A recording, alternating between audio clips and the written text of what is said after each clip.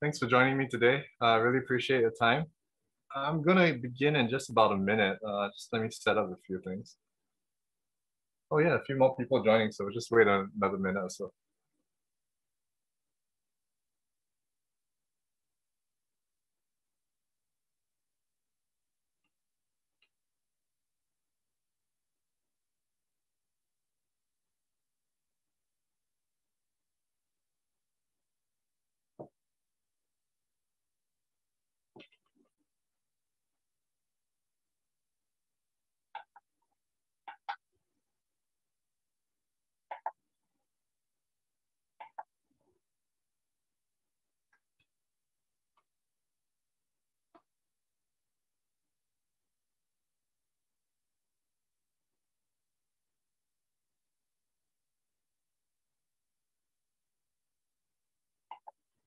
Okay, great. Let's start. Thanks everyone for joining us today. I really appreciate your time, and I think today is such a good day that you have joined me because the markets are red and red in a very serious and non-logical way, which I'm going to elaborate on in a little bit. So Uh, yeah, great timing. So before I begin, just a few words about myself for you guys who are kind of new to this or first time attending or first time knowing about me. So I have all these credentials, and I always say this on eToro that I love finance, I love blockchain, I've done all these credentials thing and stuff, but honestly, none of it matters because we've seen a lot of very smart people who lost a lot of money in the markets, and this is like throughout history, right? I mean, so Isaac Newton got caught up in the South Sea bubble, and there's so many examples of this. So even though someone has all these accreditations, I really don't think it matters. Another thing to know about me is my full-time job is actually as an investment director at a crypto investment firm. Um, we focus primarily on yield strategies, but it's part of the job, and I love it. I love my job. I love my life. Okay. So one of the reasons why I started eToro and the whole reason I'm doing it is because I believe that eToro has the ability to shift the way that finance is done. It is very opaque at the moment. It only focuses on people who have a lot of money. It's very expensive to get help, and I believe eToro is addressing those issues like really, really well. So this is kind of my passion on why the reason why I'm stuck with eToro for such a long time. Okay, so these are just a checklist of things that I think are not important versus what's important. So I don't think the number of green months you have in every month kind of matters so much. Expected returns is something that's very hard to gauge, so I generally don't give guidance on that. Um, and I'm normally a contrarian, so I prefer to do the opposite of what the market normally thinks, and there's a reason for that. And also, I believe it's really important that people do what they love. In fact, one of the things is I met a lot of people, crypto people especially, who spend a lot of time trading, even though they're not traders. And I think it's just very unhealthy for society in general. So I prefer to let people like do what they're good at, and then other stuff leave it to what other people love. And I love finance, so this is great for me. Yeah, but a whole story to that, but I won't cover it here, just to make sure it's not so long-winded. Okay, so these are things I'll be covering for today.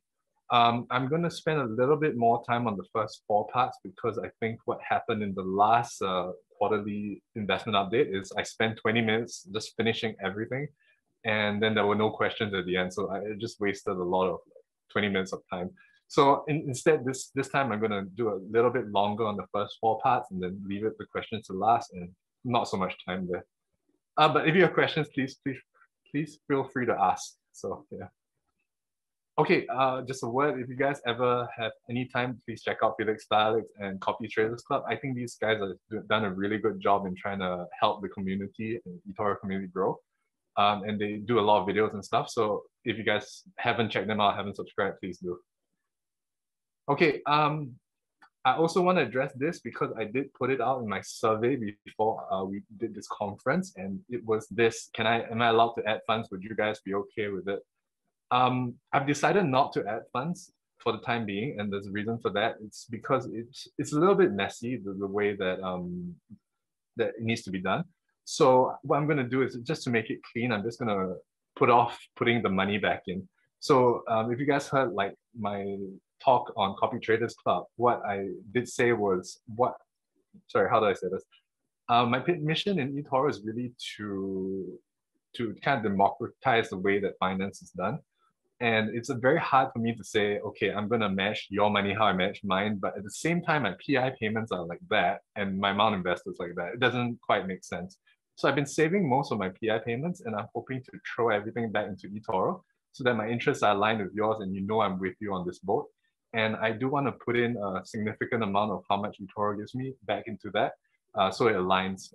But again, because it's quite messy and I would have to do it in steps, which I think doesn't make sense. I would just like to do something at one shot and make it clean for everybody. So that's something I'm going to do. I'm not going to deposit funds, so no need to worry anymore. Okay, so down to performance. I think you guys know the market's down. Everybody's down. And I'm not very happy about this at all. I'm always smiling, always giggling, but the truth is it's I think we got a lot of things right last year and coming into this year. Like I did feel that oil was something that I really wanted to be invested in, and we did, which helped. I did know that the market was overvalued, but at the same time, I don't short it. And again, we play a lot of relative value. So if even the market goes down, we are definitely affected. And in this point of inflation, we kind of saw it coming as well. But the magnitude that affected the markets was kind of a shock, and especially for China. I didn't expect China to be this bad. So there's a lot of things that we saw and a lot of things that we didn't foresee. Like of course, last week, if you look at crypto, the Luna saga was kind of bad for the entire market as a whole. So these are things we didn't foresee. But I'm not very happy with the down 10% because I feel this could have been single digits or even lower. I don't think we could have been positive no matter how well positioned this. But if we didn't do Russia, I think that would have been we would have been -4 easily. So Russia was a huge drag on the portfolio. Crypto, of course, huge drag, but again, we've always said, and you can go back to the last few investment updates, I've always said it's relative value. So the whole market drops, your debt portfolio allocation will definitely drop. And that's also why we have so much cash. And China as well. I wasn't expecting this much of a pushback. And I'm going to show you an example in a little bit. But also, I think that there is good opportunity in that area. And again, I'll show you why in a little bit. We were very lucky in some aspects. I think Simo was very, very lucky. I did talk a lot about this in the last investor update and the previous one as well. I said things like, I don't think this opportunity should exist. And clearly someone agreed with me. So that has been great in our portfolio. And all has been good to us. And I've sold out of energy transfer in specific.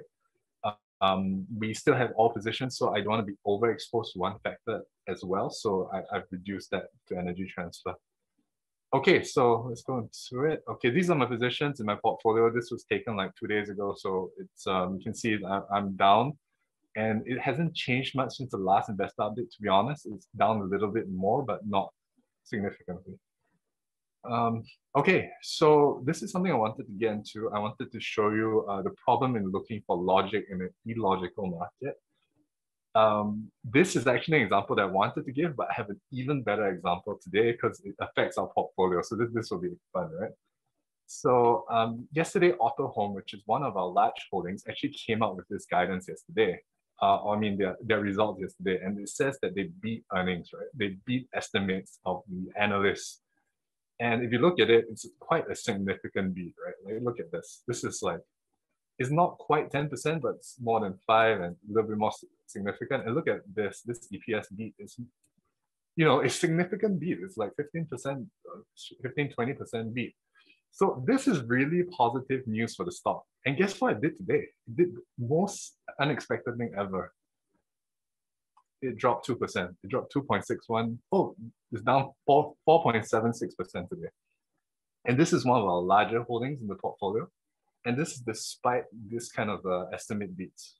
So, we're in this kind of market where the sentiment is so bad that everything is kind of coming down. Like I saw this morning, everything is down. If you look at the bigger stocks, sorry, you can't see this, but if you look at Alphabet's down 7%, Tesla down 5%, Meta is down 10%, or Facebook, I don't think I can call it Meta. Facebook is down like 9.67, 10. So the entire market is facing this kind of a harsh sentiment. And I'll show you a little bit more as we go into the presentation. But yeah, I mean, we beat estimates, so we bought the stock knowing that it's of significant value. It beat estimates and it still dropped. So reality of markets nowadays, and it's one of the reasons why our portfolio is so down. This sentiment is insane. Okay, so I'll move on from this. Okay, so I've presented this quote before. This is what Warren Buffett says. Mr. Market is a drunken cycle. This is this reality of markets. He gets very enthused, gets very depressed. You never know what he's doing. But the idea is that when he's very enthused, you sell to him, and when he's very depressed, you buy from him. So in moments like these, he's definitely very, very depressed. There's a reason why we hold like 20% cash.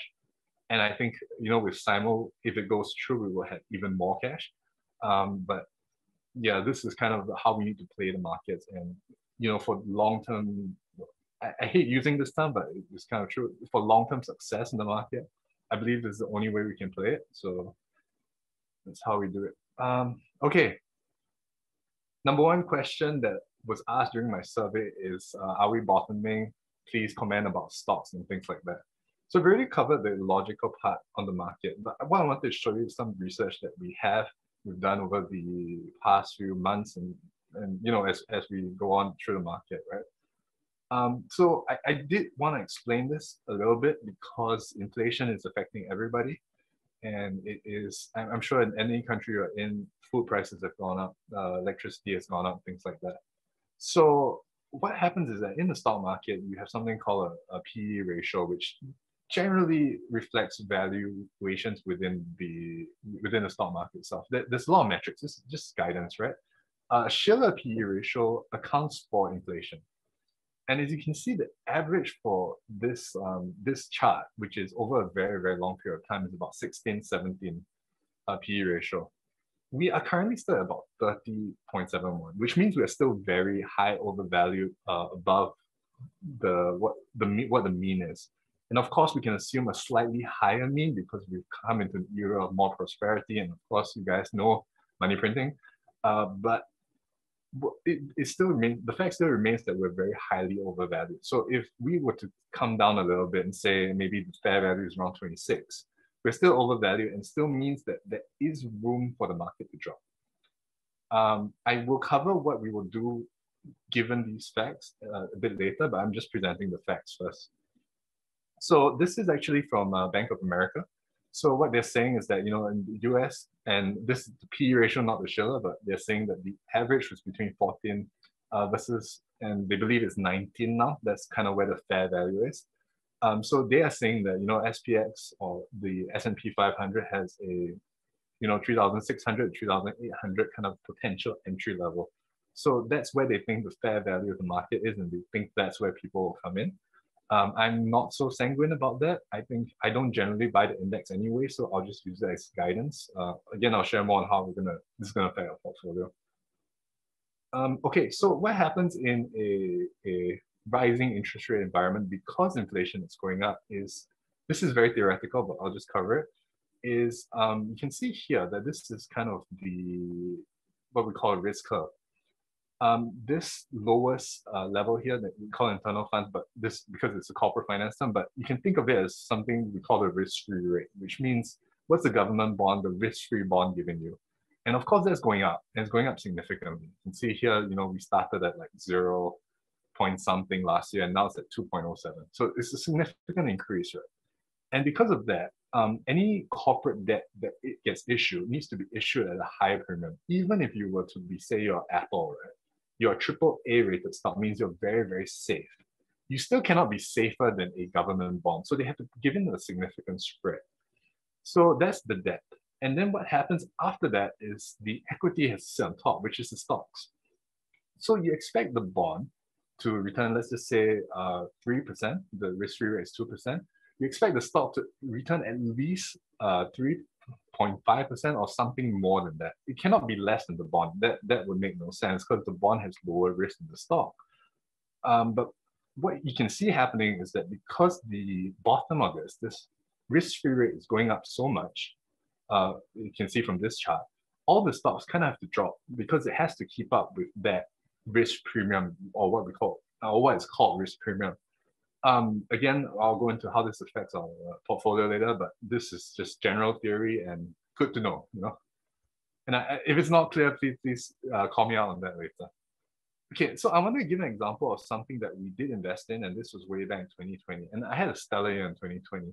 And the reason for investing in QSR, which is like Burger King, is, you know, you have falling interest rates. You know that the government's going to cut interest rates. You know that it already has a high dividend yield, and you know that, you know, it's going to slow because of COVID. But at that time, I was thinking, okay, what's the worst that can happen? Maybe 1, maybe 2 years of not so good performance. After that, they return back to normal. But I didn't think they'll be that affected because when I went out during lockdown and there was like, you know, everybody was like at home, people were still queuing up for Burger King and McDonald's. So I didn't think that it would be that affected. And that proved to be a very good trade for us. But fast forward to today, 2022, you have this rising interest rates. You have inflation coming in. So people naturally want more pay. So if that happens, you have increase on wages and you have increased input costs because now your cost of wheat has gone up. Your bread is no longer as cheap as it used to be. So would I still invest with the same pieces that I had in 2020? The answer is probably not. And this is an important distinction to make because the macroeconomic environment has completely changed and we have to adapt accordingly. So this is kind of the chart on how much the corrections were and how long they lasted. I don't think this is so important, so I'll just skip over this. But this is again from Bank of America. They basically come out with a checklist of when they think that, you know, capitulation has happened. Capitulation means that you've reached the bottom of the market. And this is generally when most investors have given up. That's generally when the bottom happens. Yeah, so cash level AUM, so this means how much cash is being held by the fund managers. At 5.5%, they think it's capitulation. Growth expectations is net 7.1, 71, so that's capitulation. Profit expectations, people are expecting profits to come down, that's capitulation. But that's where it ends. Like all these other factors, they think they still have room to drop. And these are just, again, expectations. So if these drop and everything drops, chances are you're at the bottom of the market. We may not be there yet. We may be, or we may not be. So for my money, okay, I haven't covered that yet, but we'll get into it. So again, these are just the going back in history. They look at these numbers, right? They're going back in history and looking at previous crises. So this is Z-scores versus all-time crises. And these are ETF flows. So this is actually something I wanted to cover. Last month, our ETF actually had positive inflows, which means people are still buying Cathie Wood's ETF, even though, you know, it's come down so much. So this shows that the market the investors still have confidence that there is going to be some upside. So that generally doesn't signal a bottom yet. Bottom is when everybody's given up. Okay, so this is from Ray Dalio. So this is no longer from Bank of America. Ray Dalio is one of the biggest hedge fund managers in the world. He writes great books and he has great content. If you guys ever have a chance to read his stuff, it's absolutely fantastic. But here he has something called a bubble gauge. It's like when he thinks that the market is bubbly. Okay, so in 1920s, this is his gauge. So you can see it dropped from 100 to 20%. In 1990s, you can see that he also has a gauge. And today, where he sees this is not as significant as it used to be. He didn't think that we were in bubble territory. But having said that, he did put out another chart, which is bubbly companies. He didn't say exactly which ones, but we can guess, you know, like places like DocuSign, you know, these are quite bubbly companies. Their valuations were very, very high, even though on a very, very naive idea of it, it's just a signing document software company. So that, of course, there's more complications to that, and I'm oversimplifying it. But as a general rule, you know, these companies, should they be valued that much? Probably not. Okay, so every time I finish this, I have this Futurama reference. So what does this mean for our fans or all of you as well, or how are we positioning our portfolio because of these factors? And for one, I think buying like low PE stocks is important because, like we said, the average was like 15, right? You can see that most of our stocks are below 15, below 14, 15. In fact, you know, other than Nokia and Baba, which have different theses altogether, we have generally low P stock. Look at Intel, it's like 7. So we have very, very low P stock. So I'm comfortable with those bets. We will not invest further until we see clearer picture of where the economy is headed and when the market's kind of not been so depressed. So that's why I hold so much cash. I still get the question all the time why do I have so much cash, and I've traditionally been known to hold a lot of cash, but I still see that as a problem. The last thing is I could deploy the assets into bonds, ETFs, but I don't think that's a good representation because if you look at the instruments we have, like the TLT, which is the long-term bond, it still suffered a very big loss mark to market. So that means if I were to put in some my portfolio instead of holding cash, I think we would be down some even more than we are now. So bonds is not really a good place to hide. Utilities are not a good place to hide. I don't see a good place to hide, so that's why it's in cash. Yeah, and crypto is unfortunately off the table. It's way too risky. Okay, now covering the next thing, which is inflation. I'll just cover 3 points quite basically. Sorry, just let me do a quick time check. How are we on time? Okay, great, we're still on time. So I'll just cover these 3 parts. Oil, I have a fear developing market, which I'll share with you, and the housing market. So oil has been a thesis of mine for a very, very long time. And this was when oil was negative. I hate to say it, and I do believe that we need to head towards an environmentally friendly economy, and general as a society, we should head in that direction. But the reality remains, we have a war in Russia, and we have had many, many years of lack of investment into oil. You can look at this, which is an article by the IEA, and it shows the level of investment that is going into oils in general. And it's come down a significant amount, and it continues to decline. They hope it will decline some more. That has caused is we haven't been looking for new oil. We haven't been drilling. We haven't been putting a lot of investments in. And for better or for worse, that means that we don't have enough oil to go around in the world. We always say that OPEC is going to provide that, but as you can see, which is here, OPEC is currently at pretty. I mean, these numbers can't be trusted as well, but it seems like they are at capacity. And if you remove Russia from this equation, it is actually quite a significant hit on the number of oil supplies that we have. So as a result, for our portfolio, we have purchased something called RIG, which is Transocean. It is an offshore drilling company, which I think is very highly leveraged and has a absolutely rubbish balance sheet. But if oil reaches a certain level, I think there is a possibility that could take off very, very quickly. The reason that hasn't taken off very quickly is there's expectations in the market still that oil would drop. You can't see the numbers down here, but basically shows that this is where the current price is in the current month. Out 24 months in the futures contract, you can see that this drop is quite significant, and it's way more significant than this November, which is just about $11 drop. And here you have about what was it, 20, 30, almost $40 barrel, $40 per barrel drop. So the expectations in the market is that oil's price will continue to drop. But what we're seeing is that there's no exploration. We're producing as fast as we can. US is drawing down from reserves, and there's still not enough oil to bring down the price. It's got me worried, and therefore I think we should position ourselves to say, okay, within that space, who's most likely to benefit, so that we, in case of a world where there's much higher oil, let's say $150 or whatever have you, where's the best position? And I think RIG is it. So we're gonna, put some more money into RIG as it's really come down quite a bit. I think 20%, but only put in small positions so we can add some more. But something like that. The second thing that I'm honestly terrified about this is I'm worried that there's going to be a potential food crisis. As we're speaking today, I think, and this is very close to home, our neighbor is Malaysia. So Singapore is right next to Malaysia, right? Singapore is just this tiny dot, Malaysia is this huge country. Malaysia just said that they won't export any more chickens to us. Chickens, right? So chickens, we get like 50% from Brazil, but we still get like 30% from Malaysia. And Malaysia says no more exporting of chickens. So in Singapore, chicken prices are gonna go crazy for sure.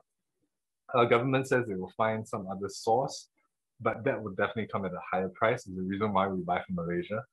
And if you look at Sri Lanka just defaulted on their debt, uh, and they are a net exporter of commodities. So if they default on the debt, is it because of interest rate? Is it because the commodities are not matching up, or because the farmers cannot buy fertilizer because fertilizers from oil? So many factors. But it scares me because, even like India, right? They say they're no longer going to export wheat. And if you look at the chart where wheat comes from, Russia is a huge percentage for, and Ukraine is just down there. And India says they're not going to export anymore. So you have at least 60% of the world's production of wheat just taken off the market. If you are Italian or you eat a lot of bread, I'm sorry, I think there's going to be some issues coming down the road. So this actually scares me, like legitimately scares me. I think this could cause like major inflation if we don't do something about it soon. But I don't know what can be done about it. So this scares me. Yeah, again, I'll show you how we're going to position our portfolio to look at this, but generally I'm scared.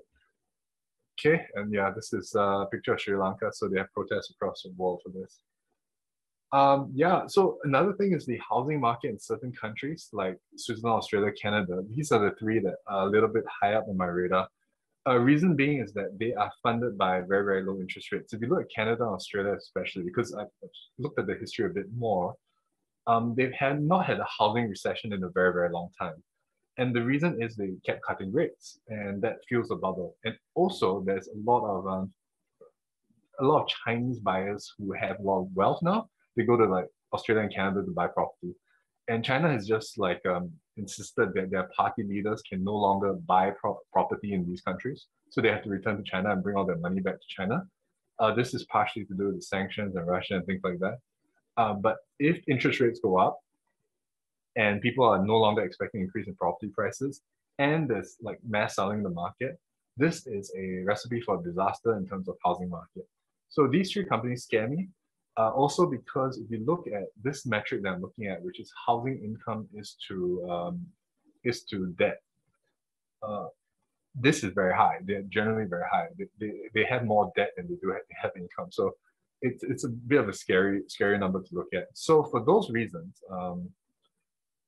yeah, okay, sorry. So for those reasons, I think we will remain long oil so that we take advantage if oil were to go up very, very high. And commodities in general were to go up very, very high. I think that will position us well. I will avoid the currencies that we're talking about that have very high exposure to a potential housing market. I think we've got to get out of those. And I think I'm going to long some emerging market ETFs. This is like Brazil. I was actually looking at Turkey as well. And one more I was looking at was Mexico, which we already have, but I may add to it, depending on which ones will give us the best kind of exposure to commodities. And oh yeah, I forgot to add one more thing. This is in China. So the whole world is slowing down. Everybody knows that. Everybody's increasing rates, right? Except for China, they're decreasing rates, they're cutting rates. And this goes into Ray Dalio's kind of a market cycle and changing economies kind of history. He thinks there's going to be a changing world order, and then China is going to be the next one that comes up. I'm not here to talk about politics, but generally in history, there is a certain cycle that happens. And I do believe that China is poised to, grow when the rest of the world is kind of decreasing because of this. They have so much room to cut rates, right?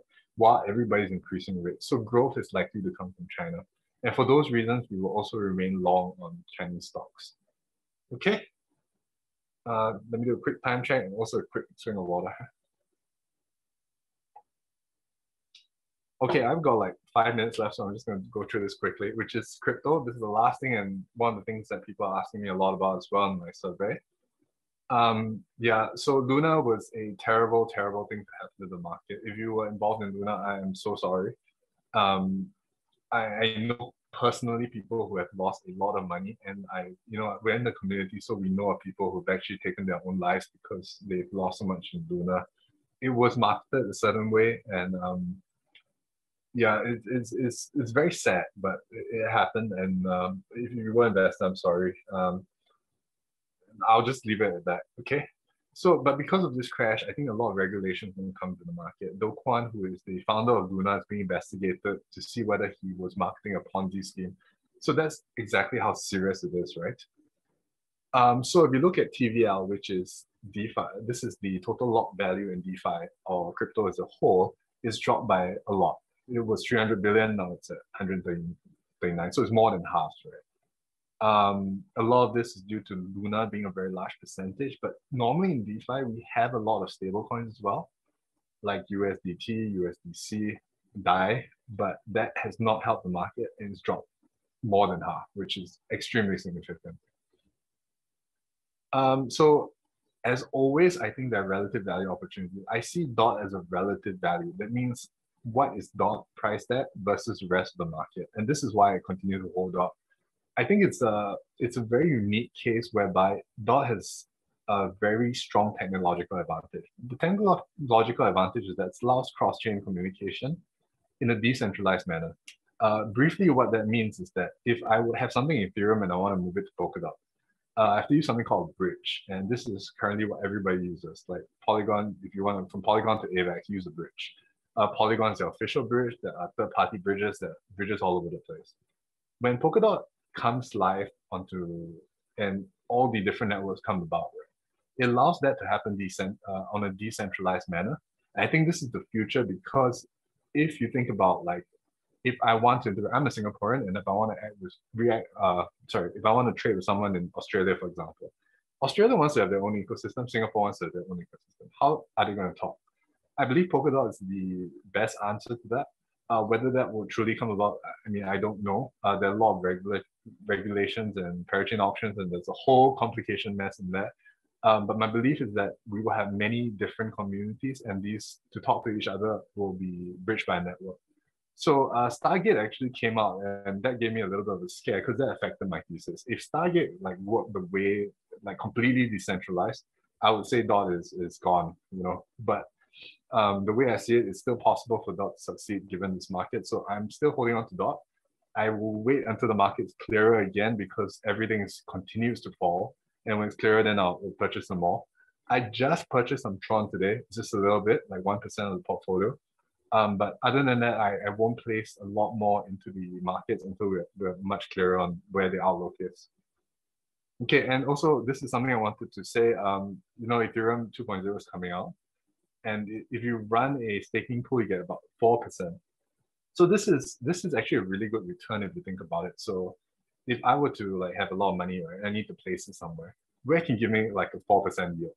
Not many places. And this is, you're talking about immediate liquidity. So you can withdraw and sell anytime. This 4% is very hard to find, right? And Polkadot does 14. It has a 1 month lockup, but it's 14%. So it's much, much higher. So if market stays exactly neutral, exactly the same, I can still get 14% interest. That's pretty good, right? So that's kind of also why I hold on to DOT. Tokenomics just make a lot of sense to me. Okay, this was again from Bank of America. They say the crypto winter risk and the contagion risk, which means the market just falling, is overdone. And yeah, even after Terra kind of blew up, everybody was just piling into Bitcoin. So you can see that what the market does, the price continues to drop, and what investor sentiment is completely different. Okay, so I won't go through that, but basically what it means is these are the ones that we're looking at. Okay, I'm nearly out of time, so I'm gonna stop here. Feel free to ask any questions. If you have any, then let's take it from there.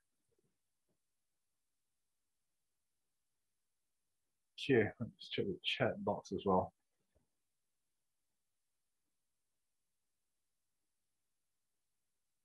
Okay, I only have one question, so we're fine. Is there any questions from anybody? Just feel free to ask.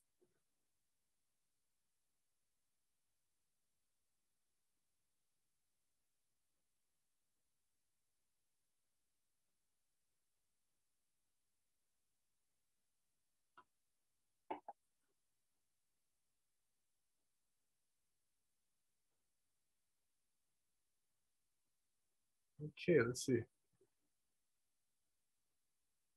Hi Venus. Thanks. I've had a chat with him before. No, I will not be adding funds into the portfolio. Mainly because I think the admin is a little bit difficult, and it's I think the response generally from my post was not very positive. So I'm just going to leave it for now. I'll add funds at a later time. Fred Erez asked, how was my views on ADA? I don't hold any ADA. I won't say that they are good or bad. But what I can tell you is this: to build on Haskell, which is a pretty difficult language to code in, if you're not familiar with coding, and everybody's developed so many tools on Ethereum-based machines, so what we call EVMs. So Polygon is an EVM, AVAX is an EVM. Those are things that are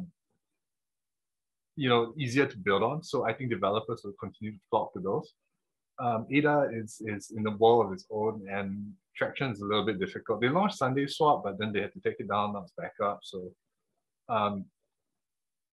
I don't really have that many views on ADA. I just know that it's not an obvious bet. So to me, I'm not purchasing ADA for now. Danan asks, do you think U.S. Treasury real yields have peaked at around 3%? Okay, this is another question that's a bit too hard to answer, because inflation is so high, right? And your treasury yields at 3%, you're still losing like 5% to the market every day. So is there anywhere else to place your money? The answer is a bit hard, right? So I do think it's peaked around 3%, also because I don't think they can raise it a lot more than that, because basically companies will start losing a lot more money. But yeah, I think 3% is probably around peak. But again, I don't know. I don't have a strong view on it, but 3% may be about peak. Venice asked, if you start seeing indicators of bottom market, yeah, please run another session. Sure, I'll run another session, definitely. And I'll post on eToro. I try to post weekly. I know some people have asked me for YouTube videos, but the reason why I do post now more is because if you don't speak English, it can be a bit difficult to articulate, because there's Google Translate and stuff. So I do more posts now than videos. Maybe videos I'll reduce it to something like once a month. So but I'll definitely, if I do see recovery signs, I'll definitely do more posts. How have I prepared for another potential recession? So I mean, given all the reasons why I'm into certain stocks like Intel and stuff like that with low PE ratios, because valuations are low. If the whole market continues to drop, we are exposed to something called systemic risk, which means you cannot diversify away from it. It's going to happen. If there's another recession that happens, I think it's going to be priced in the market, maybe another 10% drop. Do I think the stocks that we have will suffer as much as the other stocks? The answer is I don't think as much.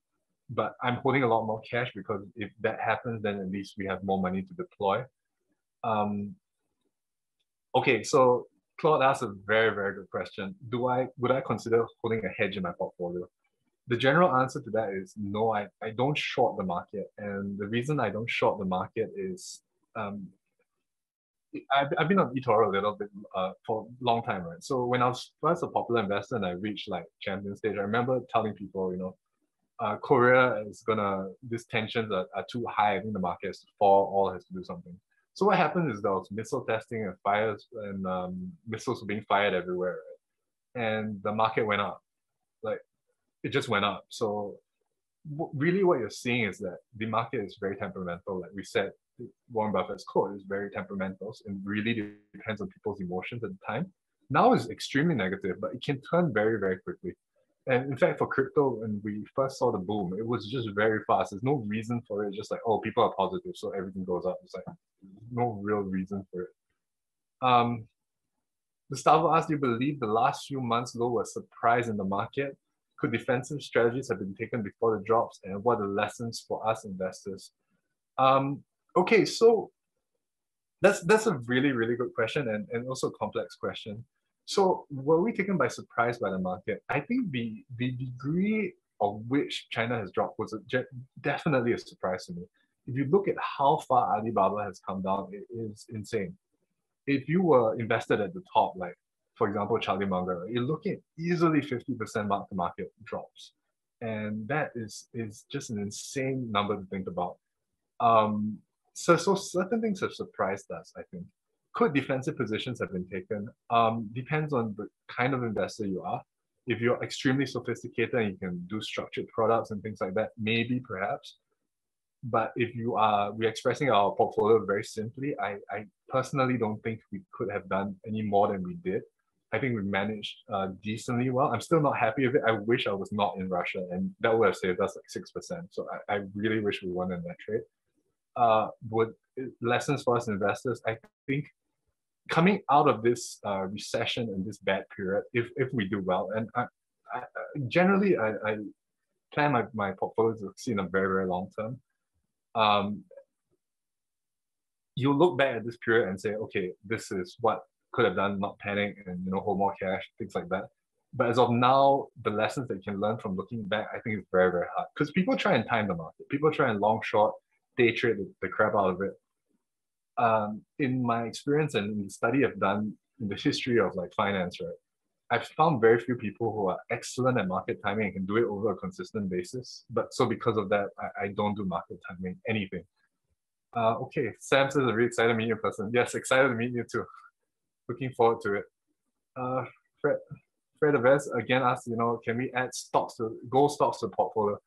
I did have gold at one point in time. I don't know if you guys know, I had 2 gold stocks in my portfolio. These were the best performing gold stocks that I kind of found. But if you think about it conceptually, right, the market's done everything you expect it to do for gold to go up. We have high inflation, gold should go up. We had a war, gold should go up. We have like uncertainty in the world, gold should go up. What did it do? Absolutely nothing. So therefore, I sold out my gold positions because every macro factor that you needed to happen happened, and it still didn't go up. So it means that either investor sentiment has completely changed the way they behave towards gold, or it hasn't reacted yet. And my opinion is that it's probably overreact. It's slow to react, or it's just completely changed as a hedge to portfolio. Like we can buy the Sprout, which is the actual physical gold. But again, when we sold our 2 gold stock, it was closer to 2000. Now it's back to 1008. So gold has been really confusing for me. But basically, I saw these factors. Gold should have gone up. It didn't. So we sold. Thesis may have been right, may have been wrong, but market didn't respond. So we sold out. So I don't have any gold in the portfolio. Okay. And yeah, that's it for questions. So I think we're in good time, 45 minutes. Yeah, any last questions? If not, I think you can try and just ping me a question on my wall. I try to respond to everybody. If I don't respond, please just reach out to me on my socials. I'll really just I'll do my best to answer you. And if I forget, just ping me again. I will try my best to answer everybody. I don't think I leave anybody unanswered, so just do that. And I'll put this recording up, so if you want to watch it again, just go for it. Oh, Dana asked another question. Would I buy any other stocks other like a CVX? I have not looked at CVX personally, but for our portfolio, I think we want to be exposed to the most undervalued oil stocks that I see that could benefit from a rising oil price. And the ones we're exposed to, our largest position is Sinopec. Sinopec is a Chinese-based company, but if you look at the way that it's performed relative to other oil companies, it has not moved at all. And that's huge, mainly due to the way that investors see China. And that's a real pity because they're a decent company, right? They give a good yield every month. If you look at our portfolio, the refunds that come out of Sinopec is actually quite significant. So it's because of dividends that they give. So Sinopec is a good whole, personal opinion. But I think with RIG and with Sinopec, we are decently exposed. I may increase the RIG exposure because it's just so much potential upside. But I don't want to put all my eggs in one basket, so I always diversify as much as I can. My thesis is never put more than 10% into one idea. I'll never lose more than 10% in one idea. Okay, sorry, one more question. Any update on the SIMO stock when they intend to close? So SIMO is still significantly undervalued. Sorry, SIMO. I was thinking of Autohome. I apologize. So SIMO has been acquired, or they're going through the acquisition process. And this is I haven't talked about this. I didn't put this in my slides. But one of the things I'm looking at is that merger arbitrage or plays.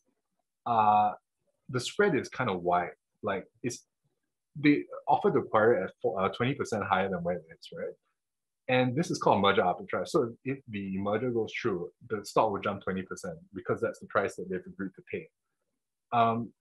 But this spread is kind of wide. Even if you look at what Warren Buffett did, which is he bought Activision, which is going to be acquired by Microsoft, that spread is very high, right? It's more than what the market traditionally has. So my sense is that because we've cycled so much into ETFs and market weighted average stocks and stock picking has just gone away, these arbitrages have become significant in the market. So they may be good opportunities. I'm not sure yet. I may look at them, but the spread looks very, very attractive.